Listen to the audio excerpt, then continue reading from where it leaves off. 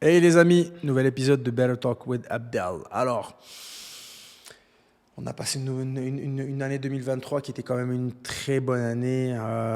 Déception, joie, etc., etc. dans le domaine du sport.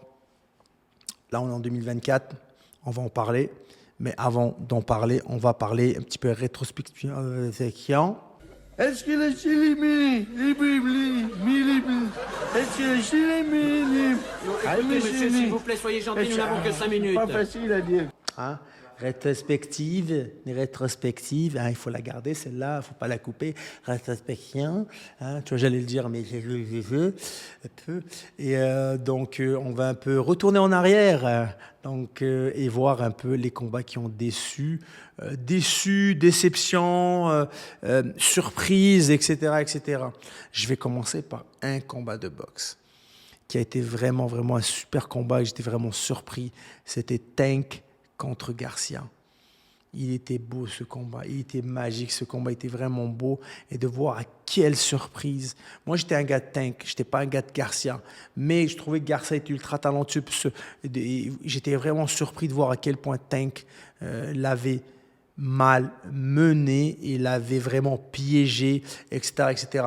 Une déception, je pourrais être plus du côté de Garcia et de voir comment son équipe, il l'a même raconté derrière, comment son équipe avait agi derrière, qu'il s'est senti un peu abandonné, etc. Voilà, donc ça a été un sacré, sacré combat. Vraiment, j'ai adoré le regarder. Un autre combat de boxe, Spence contre Crawford. Waouh, waouh. Ça, par contre, c'est une surprise. J'adore les deux. Et puis, je rappelle, j'ai adoré les deux. Les deux combattants sont des combattants extraordinaires. Mais voir à quel point Crawford a mal mené, a vraiment donné une déculottée technique à Spence, m'a fait mal au cœur, mais à la fois, tu applaudis parce que c'était une performance technique incroyable de la part de Spence, de la part de Crawford, pardon. Donc vraiment, vraiment incroyable. Parlons des mémés, un peu pour couper le truc. Justement, j'en parlais dans les pronostics de l'UFC 297. Sean Strickland, super content, bonne surprise qu'il a gagné la ceinture. Je ne suis pas un fan d'Adesanya, je ne suis vraiment pas un fan d'Adesanya. D'un point de vue technique, tactique, d'un point de vue personnalité, je ne suis pas un grand fan. Moi, je dirais que c'est un wannabe Anderson Silva, sans lui manquer de respect. C'est un très grand combattant, sauf que il est loin, mais très très loin d'arriver à la cheville des GOAT de ce sport. Sean, c'était très content pour lui. Rappelons-le, il a une histoire qui est un peu vraiment, vraiment dramatique. Une enfance très dramatique, une vie dramatique. Et puis d'arriver au point là où il est arrivé dans le sport et être champion du monde, c'est tout à fait mérité, malgré ses égards de conduite et de façon également vocabulaire. Et ces petits incidents-là, le reste, c'est super. Je suis très content pour lui.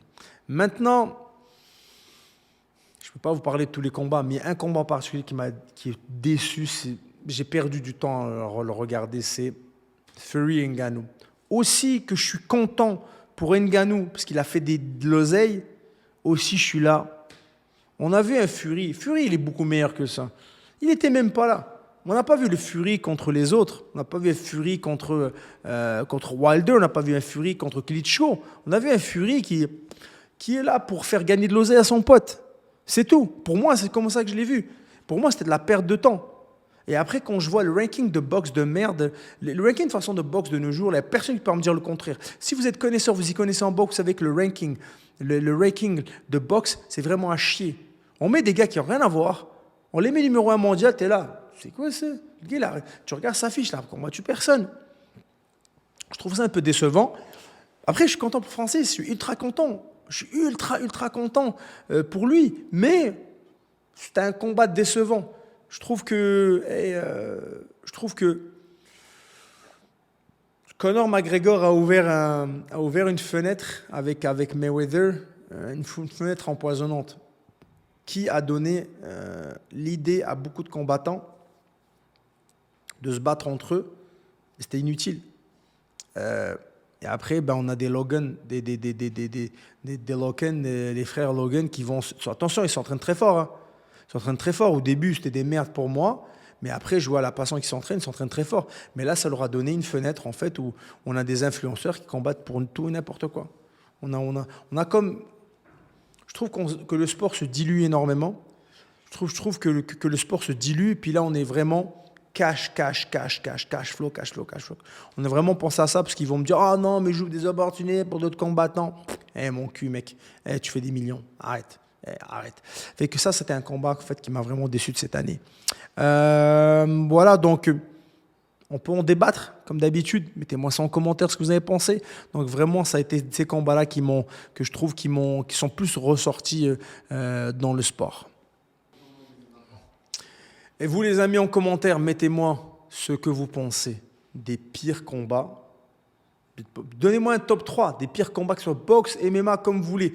Des pires combats, des déceptions que vous avez vues ou même des surprises ou peu importe ce que vous avez adoré. Bon, combat de boxe, MMA, ce que vous voulez. Même Muay Thai, avec grand plaisir au kickboxing. Mettez-moi-les en commentaire. N'hésitez pas, partagez et likez. Je te jure, elle me gratte depuis tout à l'heure.